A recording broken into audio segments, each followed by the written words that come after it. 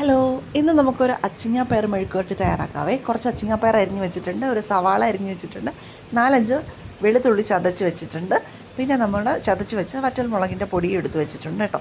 അപ്പോൾ ഈ ഒരു പൊടി മാത്രമേ നമ്മൾ ഇതിനകത്ത് ആഡ് ചെയ്യുന്നുള്ളൂ. ഒരു പാൻ എടുക്കുക, പാനിൽ എണ്ണ ഒഴിച്ച് എണ്ണ ചൂടാകുമ്പോഴത്തേക്കും കുറച്ച് കടുകിട്ട് പൊട്ടിക്കുക. കടുക് മുഴുവൻ പൊട്ടുന്ന വരെ വെയിറ്റ് ചെയ്യുക കേട്ടോ. അതിന് ശേഷം നമുക്ക് സവാള ചേർത്ത് കൊടുക്കണം.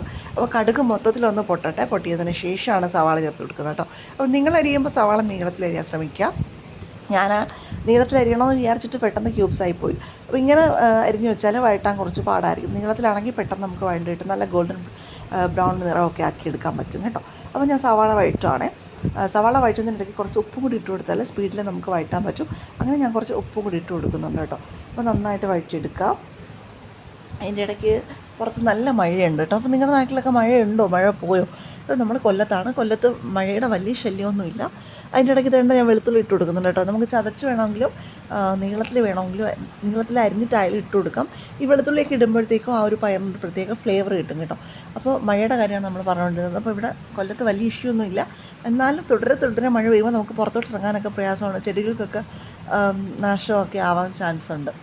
നമ്മൾ ഡെയിലി വാർത്തയൊക്കെ കേൾക്കുമ്പം നമ്മൾ പത്തനംതിട്ടയിലും കോട്ടയത്തും വാർത്തയൊക്കെ കേൾക്കുമ്പോൾ വിചാരിക്കും നമ്മൾ എന്ത് ഭാഗ്യം ചെയ്തവരാണെന്ന്. പക്ഷേ അതോടൊപ്പം തന്നെ മറ്റുള്ളവർക്ക് ഒരു കുഴപ്പം വരാതിരിക്കാൻ പ്രാർത്ഥിക്കുകയും ചെയ്യണം. സോ നമ്മൾ എടുക്കുന്ന വറ്റൽമുളകിൻ്റെ അളവെന്ന് പറയുന്നത് ഞാനിപ്പോൾ ഒരു ടേബിൾ സ്പൂണിൽ 3/4 സ്പൂൺ എടുക്കുന്നുണ്ട്. ഇപ്പോൾ ഇടുന്നില്ല, ജസ്റ്റ് കാണിക്കുന്നേ ഉള്ളൂ കേട്ടോ. അപ്പോൾ നന്നായിട്ട് വഴറ്റിയെടുക്കുക. ഒരു ഗോൾഡൻ ബ്രൗൺ ആവുന്നവരെയൊക്കെ വഴറ്റുന്നതാണ് നല്ലത്. പക്ഷേ എൻ്റെ ഈ ഒരു വഴറ്റിൽ ഞാൻ ഈ അരിഞ്ഞ സ്റ്റൈലിൽ ഗോൾഡൻ ബ്രൗൺ ഒന്നും ആവത്തില്ല. അപ്പോൾ ഞാൻ വിചാരിച്ചു പൊടി അങ്ങ് ഇട്ട് കൊടുക്കാമെന്ന്. അപ്പോൾ ഞാൻ തന്നെ നമ്മുടെ 3/4 ടേബിൾ സ്പൂണോളം വറ്റൽമുളക് പൊടിച്ചത് ചേർത്ത് കൊടുക്കുന്നുണ്ട്. അപ്പോൾ നിങ്ങൾ കാശ്മീരി മുളക് പൊടിയൊക്കെ ഇട്ട് നോക്കുന്നതിനെക്കാട്ടി കൂടുതലും ഇങ്ങനെ വറ്റൽമുളക് ഇടുകയാണെന്നുണ്ടെങ്കിൽ ഒരു പ്രത്യേക ഫ്ലേവർ ആയിരിക്കും കേട്ടോ. ഇവിടെ ഓൾറെഡി വറ്റൽമുളക് ഇങ്ങനെ ചതച്ച് വെച്ചിട്ടുണ്ട്, പൊടിച്ച് വെച്ചിട്ടുണ്ട്. അതുകൊണ്ട് നമുക്ക് പെട്ടെന്ന് ഇടാൻ പറ്റും. ഇനി നിങ്ങൾക്ക് വറ്റൽമുളക് ചതച്ചതില്ല എന്നുണ്ടെങ്കിൽ പെട്ടെന്ന് തന്നെ ഒന്ന് പാനിൽ 2-3 ഒരു 5-6 ചൂടാക്കിയിട്ട് പൊടിച്ചെടുത്താലും മതി. അപ്പോൾ ഇതാണ് നമ്മുടെ എരിവിനുള്ളത്, വേറെ ഒന്നും ചേർക്കുന്നില്ല. നമ്മൾ അച്ചിങ്ങാപ്പയറും കൂടി ഇട്ട് കൊടുക്കുന്നുണ്ട് കേട്ടോ. അപ്പോൾ ഇട്ട് കൊടുത്തിട്ട് നന്നായിട്ട് മിക്സ് ചെയ്യുക. അതായത് ആ ഒരു ഉള്ളിയും മസാലയെല്ലാം നന്നായിട്ട് മിക്സ് ചെയ്ത് ഒന്ന് തട്ടിപ്പൊത്തി എടുക്കുക. അതിനുശേഷം നമ്മൾ കുറച്ച് വെള്ളം ചേർത്ത് കൊടുക്കണം കേട്ടോ.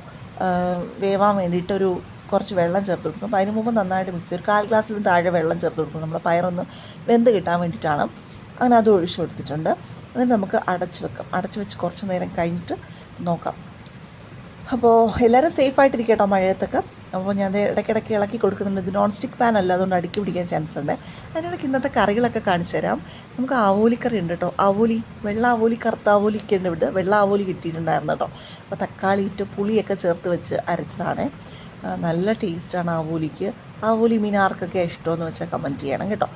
പിന്നെ അതേണ്ട നമ്മുടെ പയർ തയ്യാറായിക്കൊണ്ടിരിക്കുന്നേ ഉള്ളൂ.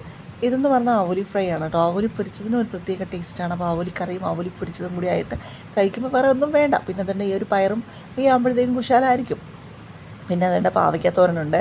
പാവയ്ക്ക മെഴുക്കുവരട്ടീനെക്കാട്ടി കുറച്ചുകൂടി ടേസ്റ്റ് പാവയ്ക്ക തോരനായിരിക്കും, കയ്പ്പൊക്കെ കുറവായിരിക്കും.